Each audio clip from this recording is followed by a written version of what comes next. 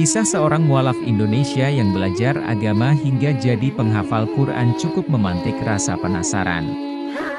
Awalnya, perempuan ini benci mendengar suara adzan. Namun setelah menjadi mualaf justru begitu merindukan panggilan sholat itu. Seperti apa kisahnya? Juli Prastini yang kala itu masih berumur 18 tahun saat menceritakan pengalamannya masuk Islam. Ia begitu menggebu-gebu mengungkapkan kisah mualafnya. Diakui Juli, sempat merasakan kebencian pada agama Islam. Satu hal yang disorotinya adalah adzan. Panggilan sholat itu membuatnya merasa terganggu. Juli merasa heran mengapa ibadah agama Islam harus dengan adzan terlebih dahulu. Dulu saya nggak suka dengar adzan. Dulu saya mikir, ngapain sih orang mau sholat diteriak-teriakin? Apaan sih orang mau ibadah diteriakin? Saya aja nggak pernah ada yang koar-koar ke gereja kok. Itu kayak ganggu masyarakat. Saya nggak suka itu doang, kata Juli. Juli masuk Islam di usia 10 tahun lantaran mengikuti sang ibu yang juga seorang mualaf. Tentu, keputusan ibunya menjadi mualaf mengejutkan banyak pihak, terutama keluarganya yang dominan beragama Nasrani. Karena waktu itu saat itu mama saya juga baru mualaf. Di keluarga saya itu ya Chinese dan semuanya agak beragama Kristen. Kaget dong. Loh kok masuk Islam gitu? Waktu itu masih masuk Islam sendiri itu mama saya, 2 tahun pertama sendiri. Jadi saya sama adik belum masuk Islam, ujarnya. Selama 2 tahun pertama menjadi mualaf, sang ibunda menjalankan ibadah seorang diri, mulai dari sholat, puasa Ramadan, hingga Lebaran.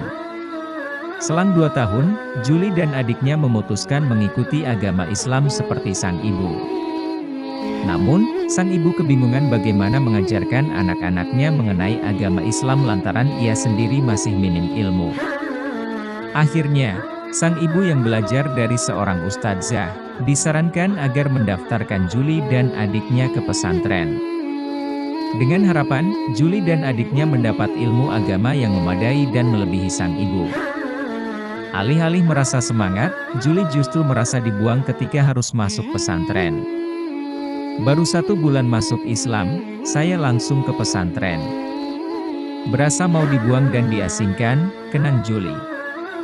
Meski begitu, ibunda Juli tak kenal lelah untuk meyakinkan Juli agar mau masuk pesantren dan menimba ilmu di sana. Juli yang masih duduk di bangku sekolah dasar itu merasa syok. Namun, dengan penjelasan dari ibunya lagi, Juli akhirnya mau masuk pesantren namun hanya dalam rentang setahun. Seperti anak-anak pada umumnya yang pisah dengan orang tua, Juli pun menangis dan merasa tak betah di pesantren. Namun, sang ibu tak pantang menyerah dan meminta Juli untuk bertahan dengan menyebut hanya sekolah di pesantren selama sepekan. Lama-kelamaan, trik sang ibu membuahkan hasil hingga Juli lulus sekolah dasar. Akhirnya pas udah mau lulus baru kerasa kayak ini perasaan yang dikatakan mama, seminggu, sampai lulus kelas 6, tuturnya. Lulus dari sekolah dasar, Juli yang belum merasa betah di pesantren pun menepis permintaan ibunya untuk lanjut ke sekolah menengah pertama di pesantren. Menurut Juli, ia tak dapat membantah lantaran sang ibu sudah terlanjur mendaftarkannya masuk di situ. Juli pun beralasan bahwa dirinya mudah sakit sehingga tak bakal kuat di pesantren. Akhirnya coba di pesantren di Cikarang, seminggu pertama benar-benar sakit demam. Karena di sana nggak ada tidur siang, pas bangun sebelum subuh, langsung full kegiatannya, hafalan Quran, sampai tidur lagi jam Oktober 11 malam, jelasnya. Juli pun dipindahkan ke pesantren lain yang lebih longgar sistem belajarnya sehingga waktu istirahatnya masih cukup banyak. Namun, ia masih belum merasa betah dan sang ibunda melakukan trik agar Juli bisa betah dengan tak menjenguknya selama beberapa pekan. Sang ibu berpesan pada Juli bahwa tak akan dijenguk hingga Juli merasa betah di pesantren. Terus tiba-tiba ngomong, udah nggak mau sekolah, saya maunya hafal Al-Quran aja. Nggak tahu omongan dari mana itu tiba-tiba, celetuknya, hingga akhirnya, Juli mengaku betah meski kerap meminta dipindahkan dari pesantren tempatnya menimba ilmu. Namun tanpa terasa, Juli nyaris lulus sekolah menengah dan telah menghafal Al-Quran sesuai niat awalnya.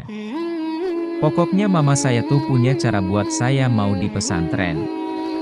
Saya nggak bisa berbakti apa-apa ke orang tua saya. Di pesantren, senakal-nakalnya anak nggak akan sebaik-baiknya anak-anak di luar. Di pesantren ini bentuk bakti saya untuk orang tua saya. Jadi saya mau di pesantren karena ini ladang saya berbakti untuk mama saya, imbuhnya. Selama di pesantren, Juli remaja telah belajar bahwa agama Islam memiliki konsep merangkul yang membuatnya nyaman. Jika awal dulu Juli adalah sosok yang egois, Juli kini sudah sangat peka terhadap sesama. Paling penting, benerin gimana ngadep ke Allah. Di sini saya kenal Allah, ngafal Quran pakai hati. Ayatnya ngena banget. Saya mentadaburi ayat-ayatnya, katanya. Bahkan, Juli yang sudah betah di pesantren mulai sholat dan ibadah dengan khusyuk, sampai-sampai kerap menangis ketika sholat. Juli pun merasakan perubahan ketika mengenal dan merasakan kehadiran Allah melalui kemudahan rezeki. Benar-benar ngerasa Islam itu indah. Agama yang indah, saling ngerangkul. Sholat jamaah aja Allah nyatuin umatnya. Kenal nggak kenal, sholat aja. Baru ngerasa kayak Allah Subhanahu wa Ta'ala tuh ada ngerangkul Juli dan keluarga juga, ujar Juli.